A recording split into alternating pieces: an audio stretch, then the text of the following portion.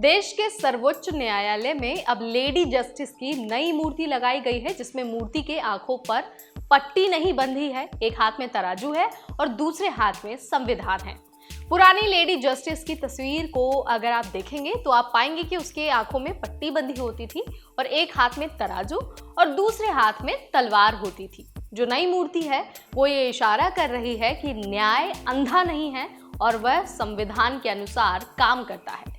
लेकिन क्या आपने कभी ये सोचा है कि आखिर इस न्याय की मूर्ति का कॉन्सेप्ट आया कहां से होगा और लेडी जस्टिस का इतिहास क्या है? अगर नहीं तो कोई बात नहीं, इस वीडियो के जरिए हम आपको सारी जानकारी दे देते हैं और लेडी जस्टिस का इतिहास बता देते हैं। नमस्कार, मैं हूं नेहा उपाध्याय आपके साथ and you all are watching NBT tech head.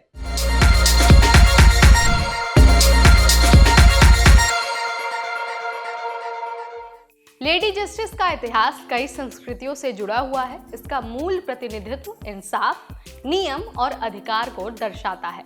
चलिए फिर प्राचीन समय, मध्यकालीन समय और आज के समय के अनुसार इसका एक विस्तृत इतिहास जान लेते हैं। प्राचीन समय की बात की जाए तो एंशियंट ग्रीक माइथोलॉजी की एक देवी है थेमिस। इन्हें नियम और इंसाफ की देवी माना जाता था।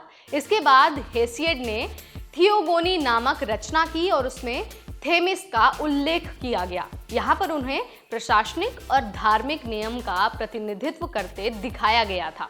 इसके बाद प्राचीन रोम के लोगों ने थेमिस को अपनाकर इस्टिया नाम की देवी का प्रतिनिधित्व किया। उन्हें अक्सर तलवार और तराजू के साथ दिखाया जाता था, जो न्याय और समानता का प्रतीक है।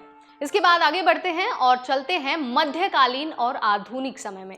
तो मध्यकालीन यूरोप में लेडी जस्टिस को क्रिश्चियनिटी से जोड़ा गया था और उन्हें आंखें बंद करके हाथ में तलवार और तराजू के साथ दिखाया जाता था, जो ये दर्शाता था कि न्याय की प्रक्रिया में किसी तरह का कोई भेदभाव नहीं होता। इसके बाद जब विश्व में रेनेसां यानी कि पुनर्जागरण आया तो लेडी जस्टिस को आर्ट और आर्किटेक्चर में प्रतिनिधि के रूप में दर्शाया गया। साथ ही ये सामाजिक और राजनीतिक इंसाफ का एक प्रतीक बन गया। अब बात करते हैं वर्तमान समय की यानी कि आधुनिक समय की। तो आज दुनिया भर के न्यायालयों में लेडी जस्टिस को अक्सर स्टैचू और पेंटिंग्स के जरिए दिखाया जाता है। उनकी आंखों पर पट्टी बंधी होती है।